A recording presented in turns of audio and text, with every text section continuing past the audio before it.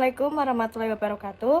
Di sini kami akan mempresentasikan hasil diskusi kami mengenai Orange Data Mining Time Series dan Orange Data Mining Clustering.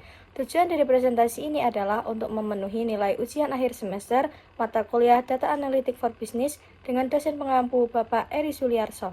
Sebelumnya kami akan memperkenalkan diri terlebih dahulu. Nama saya Monica Kusumawardani dengan NIM 2105520033. Nama saya Alfira Zika dengan NIM 2105520026. Di sini saya akan menjelaskan materi tentang Orange Data Mining Time Series. Orange Data Mining, Orange atau dikenal juga dengan Orange Data Mining merupakan perangkat lunak open source untuk melakukan proses data mining atau data analitik melalui konsep visual programming. Data mining merupakan sebuah proses yang menggunakan teknik statistik, matematika, kecerdasan buatan, machine learning untuk mengekstraksi dan mengidentifikasi informasi yang bermanfaat dan pengetahuan yang terkait dari berbagai basis data. Data mining hadir sebagai bidang yang berusaha mengolah data yang saat ini semakin banyak dihasilkan dan tersimpan, menjadi suatu pengetahuan yang bermanfaat serta berharga. Di sini kami akan menggunakan dataset pada harga saham PT Indofood Sukses Makmur Tbk selama 1 tahun yang didapat dari website Yahoo Finance. Pada dataset tersebut memiliki 7 atribut yang terdiri dari date atau tanggal, open, high, low, close, adjust class, dan volume. Untuk yang pertama itu adalah analisa time series. Berikut adalah gambar analisa menggunakan time series.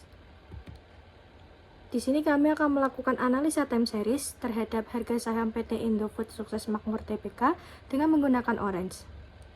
Dalam data ini akan dilakukan analisa time series terhadap atribut adjust class.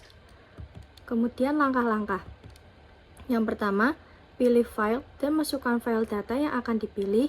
Di sini kami menggunakan data harga saham pada PT Indofood Sukses Makmur Tbk. Kemudian pilih from time series dan jadikan tanggal atau date sebagai variabel. Setelah itu, hubungkan from time series ke select columns, kemudian pilih open, high, low, close, adjust class, dan date sebagai filters, dan volume sebagai target. Selanjutnya, hubungkan select columns dengan ARIMA model, kemudian atau seperti pada gambar di samping. Selanjutnya, pilih data tabel dan hubungkan dengan ARIMA model, kemudian akan menghasilkan data seperti pada di gambar. Langkah selanjutnya, pilih form model dan hubungkan dengan select columns dan kemudian akan menghasilkan data seperti pada gambar di bawah ini. Berikutnya, pilih interplot dan hubungkan dengan from time series. Selanjutnya, pilih data tabel, hubungkan dengan interplot yang kemudian akan menghasilkan data seperti pada gambar di samping. Selanjutnya, pilih line chart dan hubungkan dengan data tabel 2, lalu pilih adjust class sebagai filter yang kemudian akan menghasilkan line chart seperti pada di gambar. Langkah selanjutnya, pilih atau klik periodogram, lalu hubungkan dengan time series dan pilih adjust class sebagai filter yang kemudian akan menghasilkan diagram seperti gambar. Selanjutnya, pilih dan klik spiralogram dan hubungkan dengan time series. Selanjutnya, pilih adjust class sebagai filter, kemudian akan menghasilkan diagram seperti pada di gambar. Langkah selanjutnya, pilih line chart lagi dan hubungkan dengan time series, lalu pilih adjust class sebagai filter, dan kemudian akan menghasilkan line chart seperti pada di gambar. Selanjutnya, hasil dan pembahasan. Yang pertama, analisa ARIMA. Pada tahap ini akan dilakukan pengaturan terhadap ARIMA model dengan nilai auto regression order, differencing degree, dan moving average order sebesar 1. Lalu diatur untuk peramalan yang akan dilakukan yaitu sebanyak 5 periode ke depan. Kemudian, analisa VAR. Pada tahap ini akan dilakukan pengaturan terhadap VAR model di mana parameter untuk maximum auto regression order yaitu 1. Selain itu, untuk peramalannya akan dilakukan yaitu sebanyak 5 periode ke depan. Selanjutnya, prediksi nilai saham. Pada tahap ini akan melakukan analisa terhadap prediksi yang terbentuk dari ARIMA dan VAR model terhadap harga saham di 5 periode ke depan.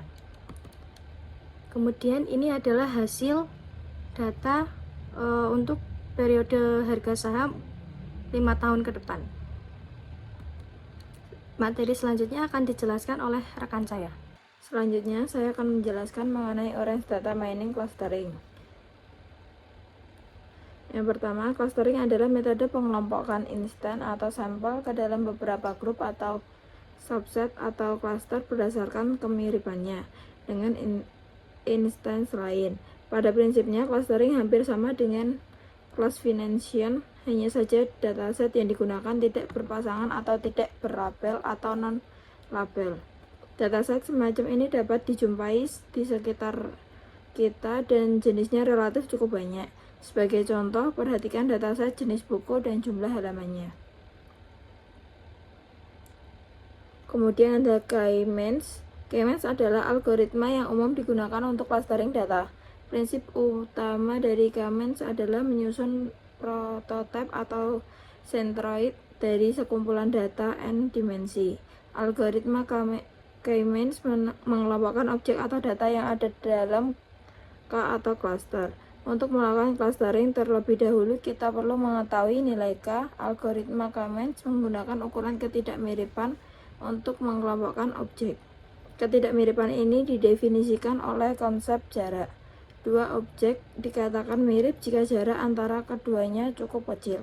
Semakin dekat, maka semakin tinggi kemiripannya. Semakin tinggi nilai jaraknya, maka semakin tinggi pula ketidakmiripannya. Kemudian langkah-langkah yang pertama yaitu pilih CSV file import dalam memasukkan file data yang akan dipilih. Di sini kami menggunakan data penjualan supermarket. Kemudian pilih data table untuk menghubungkan dengan CSV file import. Setelah itu pilih select column dan hubungkan dengan CSV file import. Kemudian pilih seperti pada di gambar. Lalu hubungkan select column dengan data tabel 1. Pilih distribution, lalu hubungkan dengan select column yang kemudian klik gross income dan akan menghasilkan seperti pada gambar di bawah ini. Hubungkan juga select column dengan box plot, lalu klik gross income dan akan muncul seperti gambar di bawah. Sebagai contoh, di sini kami memilih gross income sebagai filter, yang artinya gross income dengan tab cluster customer nomor nilai min gross income-nya itu sebesar 6,154. Nilai rata-rata gross income-nya adalah 11.306 dan nilai max dari gross income sebesar 22.029. Sedangkan untuk tipe customer member, nilai minimal gross income-nya itu 5.631, nilai rata-rata gross income-nya itu 12.668 dan nilai maksimal gross income-nya itu adalah 23.125. Selanjutnya, klik K-means dan hubungkan dengan select column, kemudian atur seperti gambar di bawah ini. Selanjutnya, yang terakhir yaitu hubungkan K-means dengan scatter plot dan akan menghasilkan gambar sebagai berikut. Terima kasih, sekian dari saya. Sekian presentasi dari kami. Kurang lebihnya mohon maaf bila ada kesalahan. Semoga presentasi ini bermanfaat bagi teman-teman semua. Wassalamualaikum warahmatullahi wabarakatuh.